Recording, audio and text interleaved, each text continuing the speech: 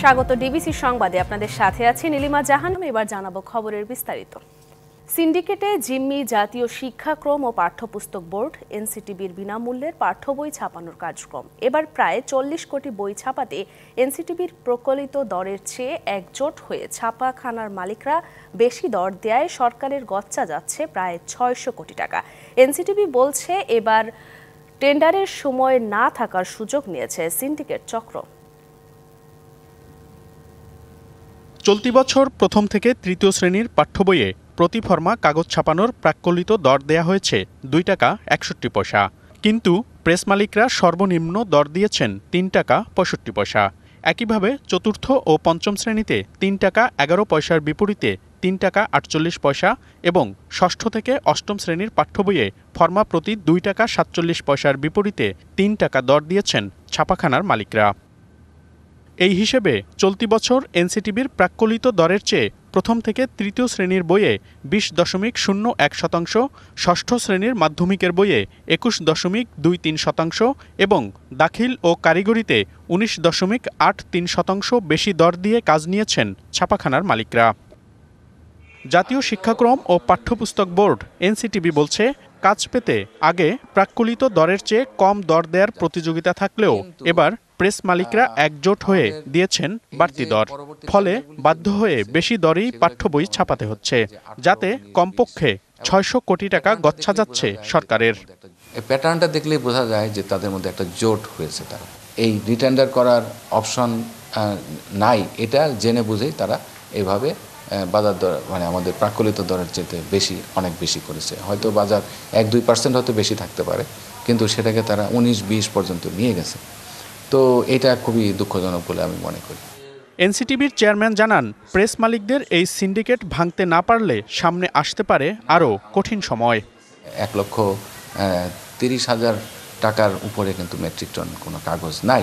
1,40,42 ধরেও আমরা টেন্ডার প্রাক্কলন করেছিলাম, কিন্তু দেখা গেল তার চেয়েও বেশি তারা কোট করেছে, সেটা 1,56,000 হয়ে যাচ্ছে। এই সিন্ডিকেট শক্তিশালী বটেই, এখান থেকে বেরিয়ে আসার জন্য আমার মনে হয় সরকার এই ব্যাপারে ভাবছে।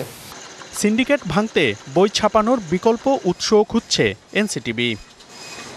মনিরুল সোহাগ, ডিবিসি নিউজ, ঢাকা। সাম্প্রদায়িক উগ্রতা ঠেকাতে প্রধান উপদেষ্টা রাজনৈতিক দলগুলোর সহযোগিতা চেয়েছেন। এছাড়া ইস্কন নিষিদ্ধের বিষয়ে কোনো আলোচনা হয়নি। ব্যক্তির দায়ে প্রতিষ্ঠানের উপর দেবে না সরকার। বৃহস্পতিবার সন্ধ্যায় ফরেন সার্ভিস একাডেমিতে প্রধান উপদেষ্টার প্রেস উইংয়ের সংবাদ সম্মেলনে এসব কথা জানান সরকারের 2 উপদেষ্টা। সংস্কার দৃশ্যমান হলে নির্বাচন দেয়া হবে বলেও জানান তারা।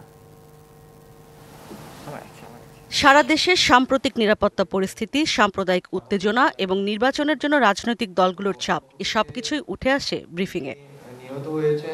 প্রশ্নের উত্তরে সরকারের 2 উপদেষ্টা জানান, ইসকন বা কোনো দল নিষিদ্ধ করা নিয়ে আলোচনা হয়নি। মাজার ভাঙা সহ যে কোনো সাম্প্রদায়িক উত্তেজনার বিষয়ে সতর্ক রয়েছে সরকার।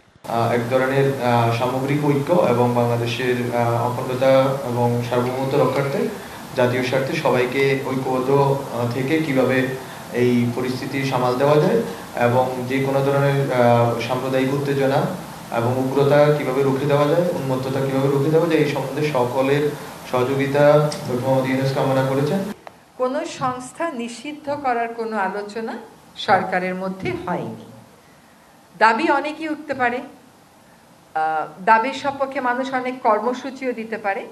ব্যক্তির অপরাধের সাথে সংস্থার অপরাধকে আমরা জড়িয়ে ফেলছি না।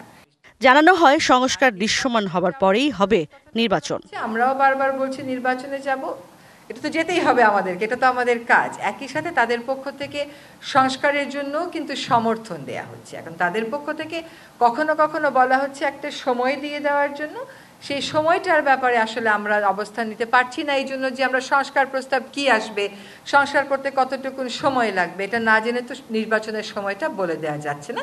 তো বারবারই বলা হচ্ছে যত দ্রুত সম্ভব দিয়ে দেওয়া হবে। বৈষম্য বিরোধী ছাত্র আন্দোলনের নেতাদের নিরাপত্তার বিষয়ে সরকার জোর দিচ্ছে বলেও জানান উপদেষ্টারা। আমরা সত্যিকার অর্থে সম্প্রীতিটা স্থাপন করে দেব। ইশরাত জাহান উর্মি, ডিবিসি নিউজ, ঢাকা। শুধু ইসকন নয়, জাতীয় স্বার্থের বিরুদ্ধে যারাই অবস্থান নেবে তাদের বিরুদ্ধেই ব্যবস্থা নেওয়ার আহ্বান জানিয়েছেন জামায়াত ইসলামীর আমির ডাক্তার শফিকুর রহমান। বৃহস্পতিবার সন্ধ্যায় রাষ্ট্রীয় অতিথি ভবন যমুনায় প্রধান উপদেষ্টার সাথে সাক্ষাৎ শেষে সাংবাদিকদের তিনি আরও বলেন, দেশের শান্তি শৃঙ্খলা কারা ধ্বংস করতে চায় তাদের বিরুদ্ধে আইনগত পদক্ষেপ নেওয়ার অনুরোধ জানানো হয়েছে। আমাদের দেশের শান্তি শৃঙ্খলা কারা ধ্বংস করতে চায় তাদেরকে চিহ্নিত করতে হবে এবং ঐক্যবদ্ধভাবে এটার মোকাবেলা করতে হবে। শুধু ইসকন না, আমরা বলেছি জাতীয় স্বার্থের বিরুদ্ধে যারাই যাবে তাদের ব্যাপারে পদক্ষেপ নিতে হবে। এই সংস্কারগুলো করে যত দ্রুত সম্ভব নির্বাচন দিয়ে দেওয়া উচিত। ইসকনের বিষয়টি নিয়ে উদ্দেশ্যপ্রণোদিতভাবে ভারতীয় গণমাধ্যমগুলো অপপ্রচার চালাচ্ছে এমন অভিযোগ করে বিএনপি মহাসচিব মির্জা ফখরুল ইসলাম আলমগীর বলেছেন, পতিত সরকারের দোসররা পরিকল্পিতভাবে দেশে অস্থিরতা সৃষ্টির যে চেষ্টা করছে তা রুখতে সবাইকে ঐক্যবদ্ধ থাকতে হবে। এ সময় তরুণদের উদ্দেশ্যে বিএনপি মহাসচিব বলেন, হঠকারী কোনো সিদ্ধান্ত নেওয়া যাবে না যা জাতিকে অন্ধকারের দিকে ঠেলে দেবে। বৃহস্পতিবার সকালে জাতীয় প্রেস ক্লাবে রাষ্ট্র পুনর্গঠনে লেখক শিল্পীদের ভূমিকা শীর্ষক আলোচনা সভা। এতে অংশ নেন বিএনপি সহ বিভিন্ন রাজনৈতিক দলের শীর্ষ নেতৃবৃন্দ। এই সকল অংশীজনদের মধ্যে দিয়ে এ সময় তারা দেশের বর্তমান অস্থিরতায় উদ্বেগ জানিয়ে বলেন, চট্টগ্রামে আইনজীবীকে হত্যা ইস্যুতে নানা রকমের উস্কানির পরও অসাধারণ সংযম দেখিয়েছে জনগণ। পাশাপাশি সব সমস্যা সমাধানে দ্রুত নির্বাচনের দাবি তোলেন তারা। এগুলো হচ্ছে অনৈক্য তৈরি করা, বিভাজন তৈরি করা, প্রশ্ন তৈরি করা। সরকার ব্যর্থ হোক, অকার্যকর হোক, সরকার যদি ধসে পড়ে তাহলে পুরনো এজেন্ডাগুলো নতুন করে আবার কিন্তু আনা যায়। যে জায়গায় আওয়ামী লীগ ছেড়ে চলে গেছে সেই জায়গায় কারা যাচ্ছে? কেউ তো যাচ্ছে। এই যাওয়ার পরবর্তী রেজাল্ট কি হবে এটা বোঝার জন্য নিশ্চিতভাবে রাজনৈতিক দলগুলোকে লায়াবল করতে হবে to the people right now. কেউ কেউ বলছে সংস্কার শেষ না করে আমরা যাব না এবং জাতির জন্য এটাই হলো শেষ সুযোগ। যারা এই কথা বলে, বিনয়ের সঙ্গে আমি বলতে চাই, তারা জনতার শক্তির উপরে ইমানদার নয়। অনুষ্ঠানের প্রধান অতিথির বক্তব্যে বিএনপি মহাসচিব বলেন, পতিত সরকারের দোসররা পরিকল্পিতভাবে দেশকে অস্থিতিশীল করতে চায়। আমি আমার তরুণ ভাইদেরকে বিশেষ করে আহ্বান জানাবো, এই দায়িত্বটাকে দায়িত্বশীল ভাবে পালন করতে হবে এবং গোটা জাতিকে সামনে রেখে পালন করতে হবে। আমরা এমন কিছু করব না, এমন কোন হঠকারিতা করব না যে হঠকারিতার মধ্যে দিয়ে আমরা আবার অন্ধকারের মধ্যে চলে যাব। অত্যন্ত আপনার পরিকল্পিতভাবেই এই অবস্থাটা সৃষ্টি করা হচ্ছে এবং সেটা করছে যে পতিত ফ্যাসিবাদ, তারাই আজকে এই অবস্থাটা তৈরি করছে। তিনি আরও বলেন, ইসকনের বিষয়টি একেবারেই উদ্দেশ্যপ্রণোদিত, আর ফ্যাসিবাদীদের যে কোনো ষড়যন্ত্র রুখে দিতে প্রয়োজন দ্রুত নির্বাচন। ইসকনের ব্যাপারে আপনারা কি করছেন, এই প্রশ্নটা অত্যন্ত উদ্দেশ্যপ্রণোদিত একটা অবস্থা তারা তৈরি করতে চায়। সেই অবস্থা নিয়ে প্রথমবার ফেল করেছে, এখন আবার নতুন করে আবার সেই অবস্থা তৈরি করতে চায়। এটা আমাদেরকে সজাগ থাকতে হবে, আর আমরা সেখানে কোনো মতেই যেন আবার সেখানে আরো একটা বিভাজন সৃষ্টি না করি।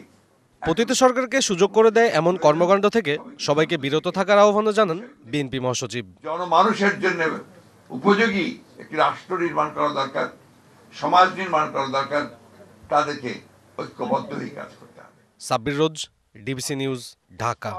বাজারে বেড়েছে শীতকালীন সবজির সরবরাহ, সেই সাথে কমছে দাম। এতে বাজারে কিছুটা স্বস্তি ফিরতে শুরু করেছে। সাপ্তাহিক ছুটির দিন শুক্রবার বরিশালের পাইকারি ও খুচরা বাজারে ঘুরে দেখা গেছে শীতের সবজিতে বাজার ভরে উঠেছে। কমেছে কাঁচামরিচ ও ধনেপাতার দাম। খুচরায় কাঁচামরিচ বিক্রি হচ্ছে কেজি প্রতি 70 টাকা আর ধনেপাতার দাম 60 টাকা কেজি। তবে অপরিবর্তিত রয়েছে বেগুন ও গাজর সহ বিভিন্ন সবজির দাম। তবে পাইকারি বাজারের সাথে খুচরা বাজারের পার্থক্য কিছুটা বেশি, যদিও এর জন্য পরিবহন ব্যয় ও পণ্য নষ্ট হওয়া সহ নানা অজুহাত দেখাচ্ছেন খুচরা ব্যবসায়ীরা। এদিকে ঠাকুরগাঁওয়ে কমেছে সব ধরনের সবজির দাম।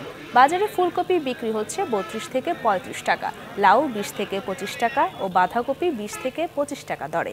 এছাড়া টমেটো 75 টাকা, গাজর 70 থেকে 75 টাকা, সিম 40 থেকে 45 টাকা, বেগুন 50 থেকে 60 টাকা কেজি দরে বিক্রি হচ্ছে।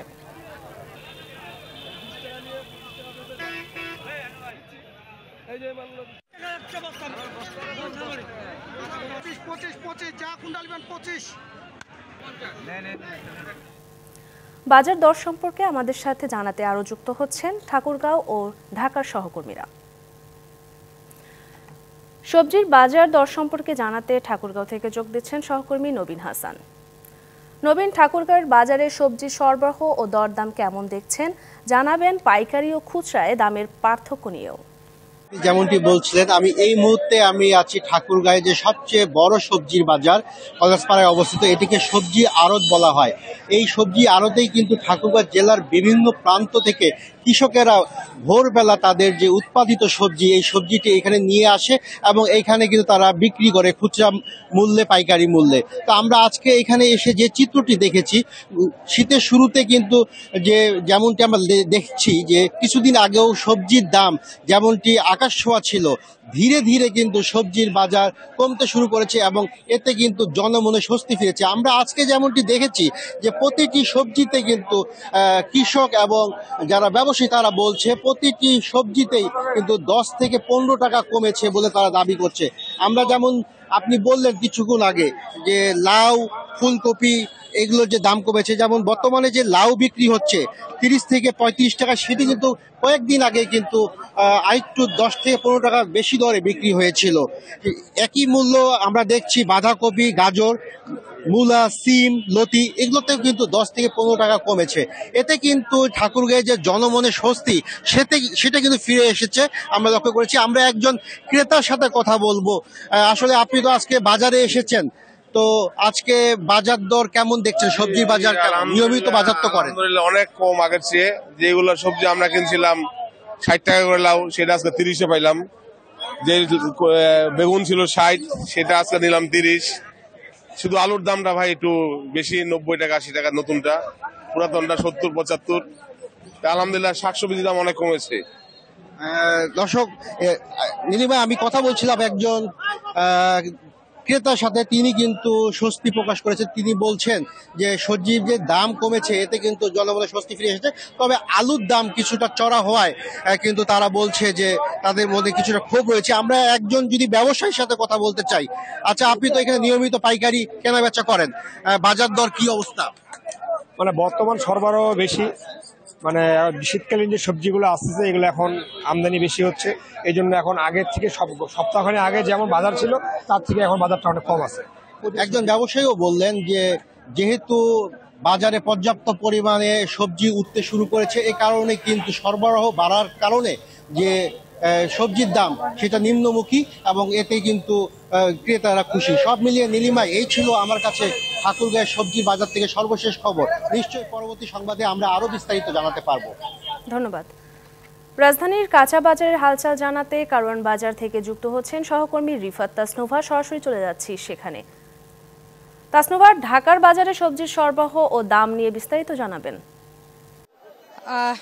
নীলিমা, আপনি দেখতে পাচ্ছেন যে এই মুহূর্তে আমি দাঁড়িয়ে রয়েছি রাজধানীর কারওয়ান বাজারে, এবং কারওয়ান বাজারের সবজির যে পাইকারি বাজারটা রয়েছে সেখানে কিন্তু আমি দাঁড়িয়ে রয়েছি। এবং একটা জিনিস যদি আপনাদেরকে আমি দেখাই, যে শীত আসার আগে, অর্থাৎ শীত একেবারে পুরোপুরি জেকে বসার আগেই রাজধানীর কারওয়ান বাজারের যে পাইকারি বাজার রয়েছে সবজি, সেখানে কিন্তু প্রচুর পরিমাণে সবজির সরবরাহ রয়েছে। এবং এই সবজিগুলো ঢাকার বাহির থেকে বিভিন্ন জায়গা থেকে আসছে। সেই জায়গা থেকে অর্থাৎ উৎপাদন পর্যায়ে যে জায়গাগুলো রয়েছে সেই জায়গার সাথে কিছুটা হয়তো তারতম্য আছে এই পাইকারি বাজারেরও। কিন্তু তারপরেও এখানে যারা ক্রেতা রয়েছেন তারা আমাদেরকে বলেছেন প্রচুর পরিমাণে সরবরাহ থাকা সত্ত্বেও কিন্তু যে পরিমাণে সবজির দাম কমার কথা সেই পরিমাণে সবজির দাম এখন পর্যন্ত ক্রেতার নাগালে আসেনি। অর্থাৎ অনেকেই দেখছেন বাজারে প্রচুর সবজি রয়েছে কিন্তু ক্রয় ক্ষমতার বাইরে থাকার কারণে তারা সেগুলো কিনতে পারছেন না। তারপরেও গত সপ্তাহের তুলনায় যদি আমরা একটু বলি, তাহলে গত সপ্তাহের তুলনায় প্রতিটি সবজির দাম কিন্তু কেজিতে 10 থেকে 20 টাকা কমেছে। এবং শীত এলে, অর্থাৎ পুরোপুরি শীত জেকে বসলে, সরবরাহ আরো বাড়লে দাম আরো কিছুটা কমে আসবে বলে আমাদেরকে আশ্বাস দিয়েছেন বিক্রেতারা। তো গত সপ্তাহের তুলনায় যদি বলি যে এই সপ্তাহে দেখা গেছে খুচরা পর্যায়ে 100 টাকার শিম প্রায় 20 টাকা কমে এখন 80 টাকায় বিক্রি হচ্ছে, এবং পাইকারি পর্যায়ে সেটা আরো কম দামে বিক্রি করা হচ্ছে। 60 টাকার মূলা বিক্রি করা হচ্ছে 50 টাকায়। এবং শালগমের দামও কিন্তু অনেকটাই কমেছে। শালগম দেখা গেছে কিছুটা বড় আকারের হলে সেগুলো পাইকারিতে 70 টাকা দরে বিক্রি করা হচ্ছে। এবং যদি আমরা খুচরা পর্যায়ে বলি তবে সেটির জন্য একজন ক্রেতাকে দিতে হচ্ছে 100 থেকে 80 টাকার মতো। আমদানি করা টমেটো যেটা যেটা রয়েছে সেটির দাম প্রায় 10 টাকা কমেছে, কিন্তু দেশি যে টমেটো রয়েছে সেই টমেটোর দামেও কিন্তু কিছুটা ঊর্ধ্বগতি দেখা গেছে এবং কাঁচামরিচের দাম এখন 160 টাকা এবং কম ঝাঁঝালো যে কাঁচামরিচ সেই কাঁচামরিচের দামও কিন্তু কিছুটা কমেছে। তো সেই ক্ষেত্রে আমরা দেখেছি যে বিভিন্ন জায়গা থেকে প্রচুর পরিমাণে সবজি আসছে এবং লেবু থেকে শুরু করে সব ধরনের সবজি কিন্তু এখানে সরবরাহ ভালো রয়েছে। তবে সামনের দিনগুলোতে দাম আর একটু কমে আসবে বলে এখানে বিক্রেতারা প্রত্যাশা করছেন এবং ক্রেতার নাগালের মধ্যেই সবজির দাম চলে আসবে বলে আশা করা হচ্ছে। নীলিমা, এই কিন্তু ছিল কারণ বাজার থেকে আমার কাছে থাকা সবজির দামের সবশেষ খবর। রিফাত তাসনুয়া, ধন্যবাদ আপনাকে। চুয়াডাঙ্গার দর্শনায় অভিযান চালিয়ে দেশীয় অস্ত্রসহ একাধিক মামলার আসামি যুবদল নেতা সেলিম মাহফুজ মিল্টনকে গ্রেপ্তার করেছে সেনা সদস্যরা। বৃহস্পতিবার রাতে দর্শনা থানায় হস্তান্তর করা হয়। এর আগে বুধবার গোপন তথ্যের ভিত্তিতে দর্শনা এলাকায় অভিযান চালিয়ে মিল্টনকে গ্রেপ্তার করে সেনাবাহিনীর চুয়াডাঙ্গা আর্মি ক্যাম্পের একটি টহল দল। এ সময় তার বাড়িতে তল্লাশি চালিয়ে চাইনিজ কুড়াল, রামদা, চাপাতি সহ 10টি দেশীয় অস্ত্র উদ্ধার করা হয়। গ্রেপ্তার সেলিম মাহফুজ মিল্টন দর্শনা পৌর যুবদলের সাবেক যুগ্ম আহ্বায়ক ছিলেন। তার বিরুদ্ধে স্বর্ণ, মাদক চোরাকারবারি, অবৈধ অস্ত্র, অগ্নিসংযোগ সহ বিভিন্ন থানায় একাধিক মামলা রয়েছে। 22,500 কোটি টাকা ছাপিয়ে 6টি দুর্বল ব্যাংককে তারল্য সহায়তা দিয়েছে বাংলাদেশ ব্যাংক। গভর্নর জানিয়েছেন, এক্ষেত্রে বিবেচনায় নেওয়া হয়েছে গ্রাহকের স্বার্থ।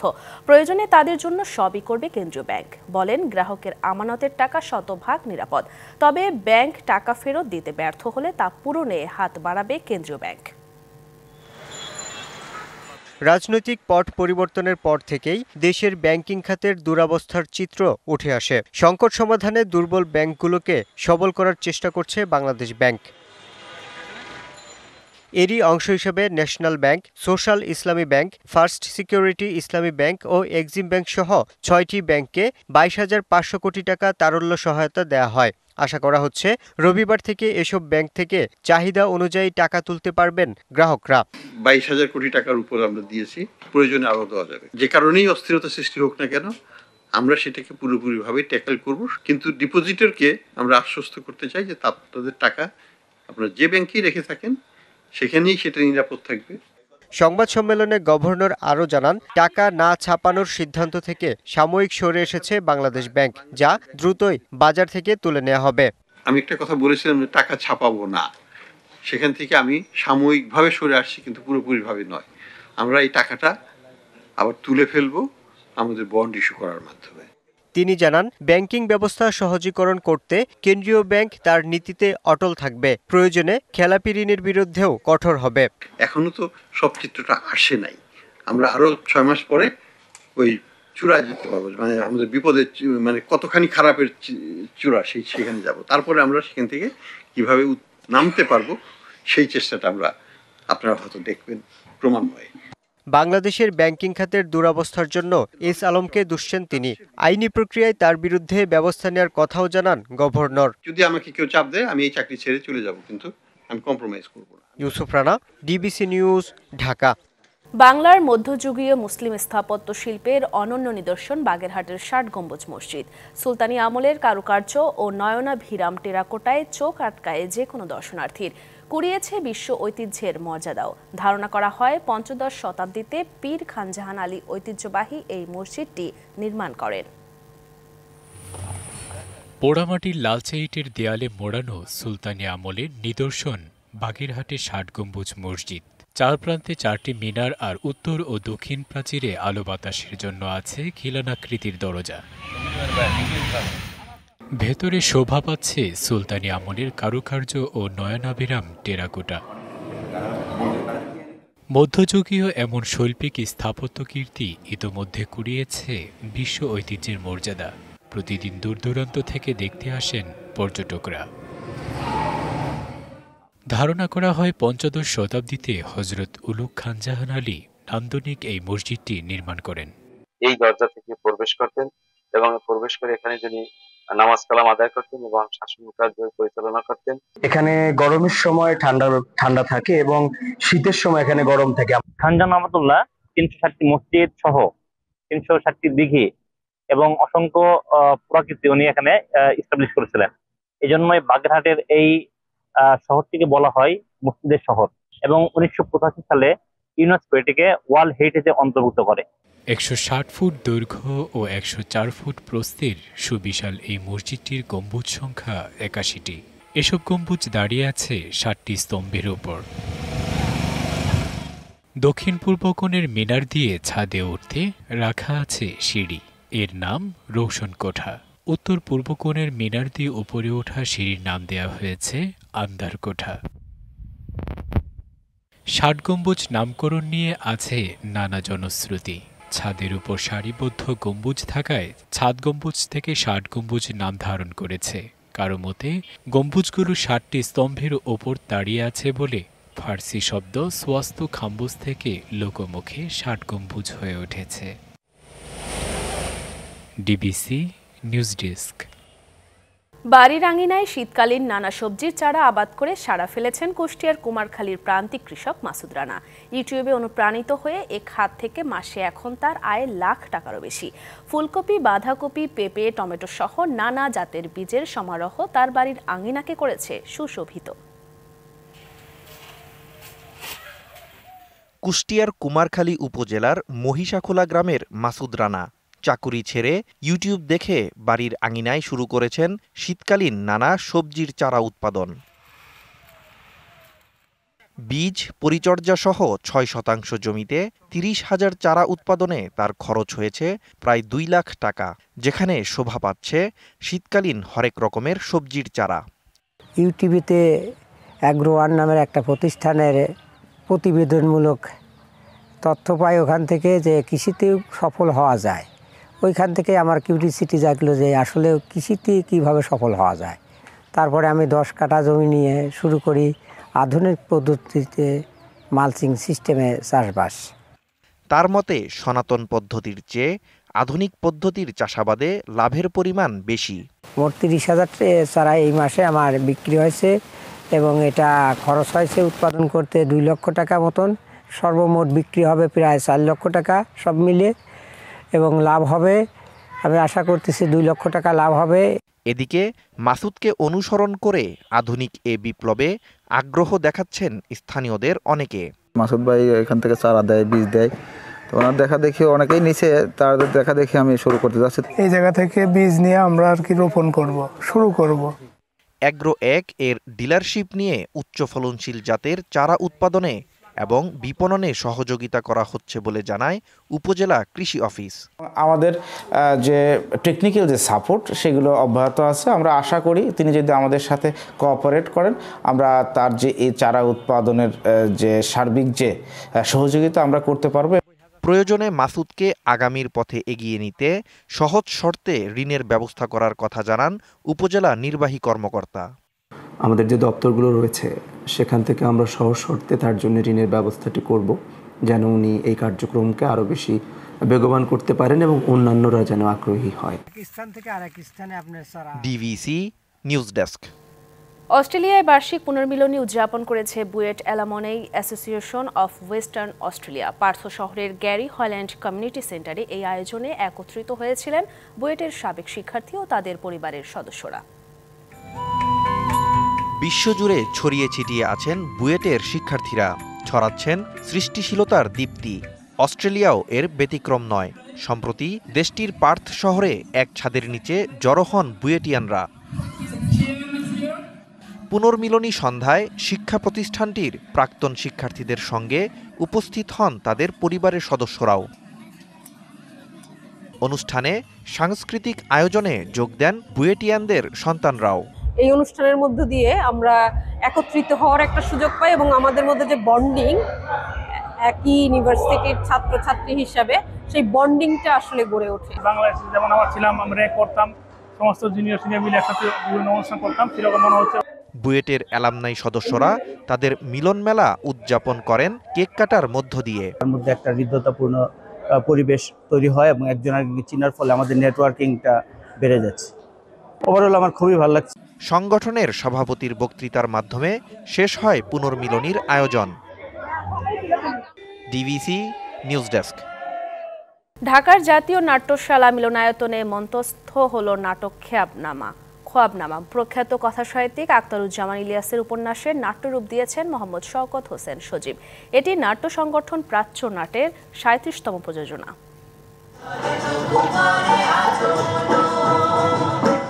দেশভাগের গল্প নিয়ে আখতারুজ্জামান ইলিয়াসের উপন্যাস খোয়াবনামা। উত্তরের জনজীবনের বিচিত্র এই গল্পের নাট্যরূপ দিয়েছেন শওকত হোসেন সজীব।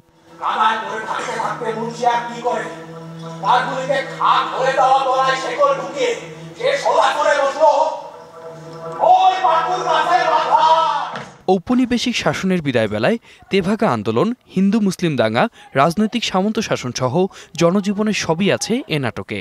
আর তাই ক্ষণিকের জন্য হলেও দর্শকরা ফিরে যান ২০ শতকের মাঝামাঝি সময়ে।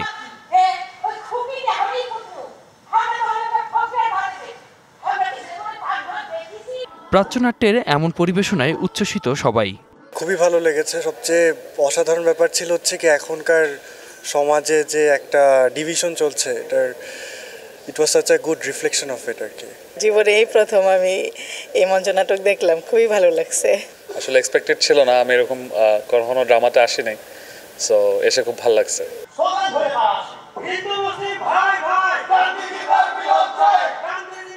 আয়োজকরা বলছেন, ইতিহাস ও শিল্পের কাছে দায়বদ্ধতা থেকেই নিজেদের স্বকীয়তা অক্ষুণ্ণ রেখেই তাদের এই পরিবেশনা। শিল্পের প্রতি যে আমাদের যে দায়বদ্ধতা, প্রাচ্যনাট এবং আমরা প্রাচ্যনাটের সবাই, আমরা সেই জায়গা থেকে আসলে যে কোনো মঞ্চের সাথে থাকা, এবং সেটা আমরা আসলে প্রাচ্যনাট সবসময় চেষ্টা করে যাবে। আমরা পুরাটাই একদম আখতারুজ্জামান ইলিয়াস যা মানে উনি যেভাবে এটাকে বর্ণনা করেছেন, আমরা সম্পূর্ণ সেটা সাথেই গেছি। আলাদা করে ইতিহাস লেখার কিছু নেই। মানুষের সম্পর্ক যেভাবে ভাঙছে গড়ছে, উনি যেভাবে দেখিয়েছে সেভাবেই দেখানো হয়েছে। নতুন প্রজন্মের মাঝে শেকড়ের ভিত শক্ত করতে আবহমান বাংলার ইতিহাস ও ঐতিহ্যের চেতনায় নিয়মিত এমন নাটক চান দর্শকরা।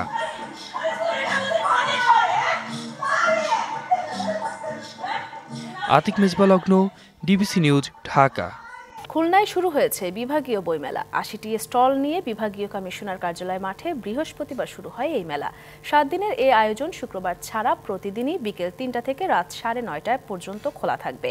আর শুক্রবার বইপ্রেমীরা মেলায় যেতে পারবে সকাল 10টা থেকেই। খুলনা বিভাগীয় কমিশনার কার্যালয় মাঠে সংস্কৃতি বিষয়ক মন্ত্রণালয়ের নির্দেশনায় জাতীয় গ্রন্থকেন্দ্র আয়োজন করেছে ৭ দিনব্যাপী এই মেলার। বিভিন্ন জেলার কবি, সাহিত্যিক ও প্রকাশকদের প্রকাশনী প্রদর্শন ও বিক্রয়ের জন্য বরাদ্দ রয়েছে ৮০টি স্টল।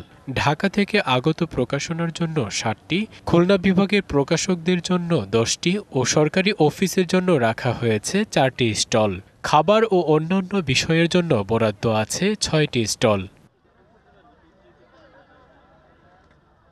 খুলনা বিভাগের 10 জেলার শিল্পকলা একাডেমি থেকে আগত শিল্পীদের পরিবেশনায় প্রতিদিনই আয়োজন রয়েছে মনোজ্ঞ সাংস্কৃতিক অনুষ্ঠানের। পাঠকদের বইয়ের প্রতি আগ্রহ বাড়াতেই এই আয়োজন বলছেন বিভাগীয় কমিশনার। প্রিন্টেড বইয়ের তো কোনো বিকল্প নেই। প্রিন্টেড বইয়ে আমি যে সুবিধাটা পাবো, এটা অনলাইনে বা অন্য কোনো ভার্চুয়াল প্ল্যাটফর্মে কিন্তু সম্ভব হবে না। আমরা চাই যে প্রিন্টেড বইয়ের প্রতি মানুষের যাতে ঝোঁক বাড়ে। আমরা চাই সেই ছোট শিশু যারা, তাদের মধ্যে পাঠ্যপুস্তকটা গড়ে উঠুক, এটাই আমাদের চাওয়া। প্রতিদিন বিকাল 3টা থেকে রাত 9:30 ও শুক্রবার সকাল 10টা থেকে চলবে রাত 9:30 পর্যন্ত এই মেলা। আগামী 2রা ডিসেম্বর রাত 9:30টায় সমাপ্তি হবে 7 দিনব্যাপী এই মেলার। DBC news desk. নতুন ক্ষেপণাস্ত্র ওরেশনিক মিসাইল ব্যবহার করে কিয়েভের ডিসিশন মেকিং সেন্টারগুলোতে হামলা চালানোর হুঁশিয়ারি দিয়েছেন রাশিয়ার প্রেসিডেন্ট ভ্লাদিমির পুতিন। এর আগে ইউক্রেনের শহর ডিনিপ্রোতে হামলা চালাতে ওরেশনিক মিসাইল ব্যবহার করা হয়। এদিকে ইউক্রেনের জ্বালানি অবকাঠামো লক্ষ্য করে বড় ধরনের হামলা চালিয়েছে রাশিয়া। এতে ইউক্রেন জুড়ে অন্তত 10 লাখ মানুষ বিদ্যুৎ বিচ্ছিন্ন হয়ে পড়ে। সম্প্রতি রাশিয়ার অভ্যন্তরে দূরপাল্লার পশ্চিমা ক্ষেপণাস্ত্র ব্যবহার করে ইউক্রেনের চালানো হামলার জবাবে হামলা চালানো হয়েছে বলে জানান রুশ প্রেসিডেন্ট। ডিবিসি সংবাদে এই ছিল এখনকার মতো। ডিবিসি নিউজের সংবাদগুলো পড়তে ভিজিট করুন dbcnews.tv আর ভিজিট করুন ডিবিসির ফেসবুক পেজ এবং ইউটিউব চ্যানেল। ডিবিসির সঙ্গেই থাকুন 24 ঘন্টা।